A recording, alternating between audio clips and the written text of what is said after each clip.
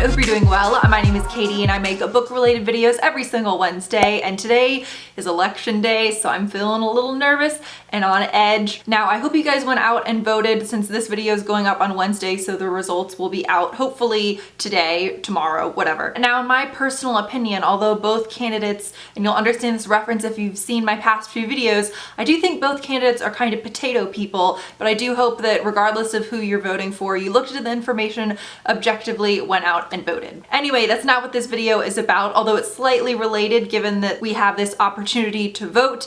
And now we're going to talk about North Korea, where they do not have such opportunities. So today I'm going to be doing a spoiler-free review of In Order to Live by Yeonmi Park. Hopefully I'm pronouncing that correctly. I watched a fair amount of interviews with her, so I think that's right. But as a very brief synopsis, this is her tale of growing up in North Korea. Then when she was, I believe it was 13, she escaped to China with her mother. And none of this is spoilers. It says this, all of this is detailed right at the very beginning of the book. She escapes to China with her mother at age 13, and things definitely do not go as planned. And then eventually they make it to South Korea. So starting off with the pros, I think Yeonmi did an excellent job at detailing just how growing up within that type of regime can affect your psychological state. Because I've heard this comment quite often where I've heard people say, oh, well, if I was born in North Korea, I wouldn't believe that, you know, the dictators are gonna live forever. I wouldn't believe that they're essentially gods. But I think that's such a simplistic and childish mindset to have. So I think she does a really excellent job just detailing that if any of us were to grow up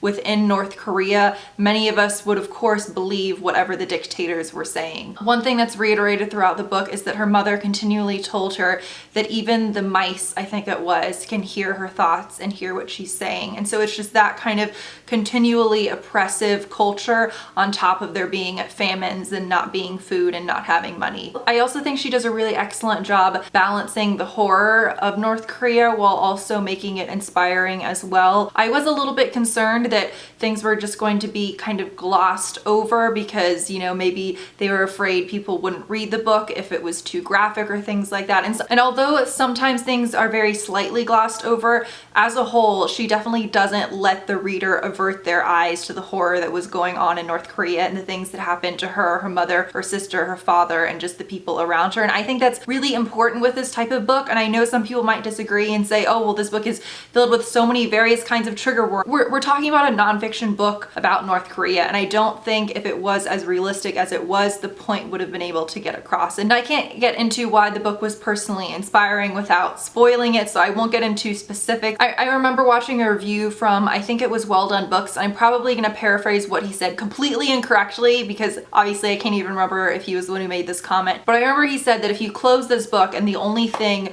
you get out of it is that, oh wow, in comparison to her life, my life is so nice. You know, it just really made me appreciate the things that I have. You know, that's good if you got that out of the book, but at the same time, I think he was saying, and I definitely agree, that that's kind of a simplistic interpretation of the story. I also just kept being dumbfounded at the fact that all of this has occurred and she's done so much, and I think she's 22 or 23, I want to say at this point, younger than me, and it also made it so much more hard-hitting. I think if this autobiography had been written by someone who was, say, in their 60s, who had escaped 30 years ago and they were detailing what happened in the past, even though we know that these horrors are taking place still now in North Korea, it wouldn't have that same impact, just in my opinion. But having the voice of this book be from the perspective of someone who's still very young and who this literally just finished happening to just makes the story so much more tragic, because this isn't something that's happened in the past. This is something that's still very visceral and still happening right now. Especially when you have that juxtaposition of reading this book and then you're seeing YouTubers go on like vacation and paid trips to North Korea. I would be curious to hear your opinions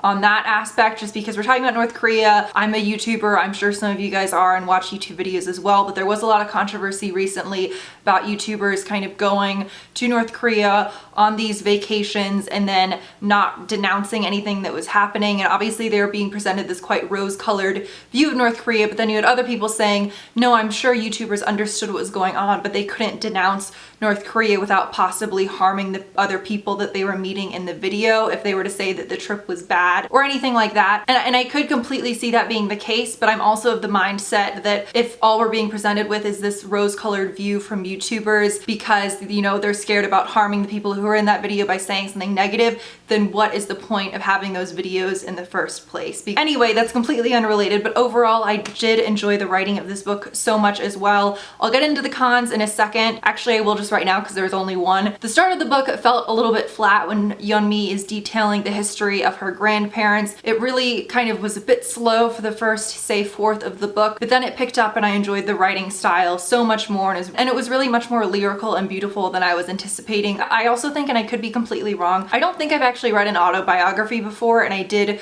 really enjoy this, so I would also say that if you're not someone like me who tends to gravitate towards autobiographies, to still definitely 100% go ahead and check this out. In Order to Live affected me greatly. I've never met someone who's read this book and said like, I wouldn't really recommend it. Everyone who's read this, from what I've seen, and very understandably comes away from it just feeling very passionate about and wanting everyone to experience this book as well. So again, I really hope you go ahead and check this out. And for my next video, I'm going to film a psych pop video because again, I want at least 1 out of every 4 videos I film to be that. If you follow me on Twitter, you already saw these are the 3 options for what I'm thinking about filming. So if you guys have a preference, definitely let me know, and I'll see you guys soon.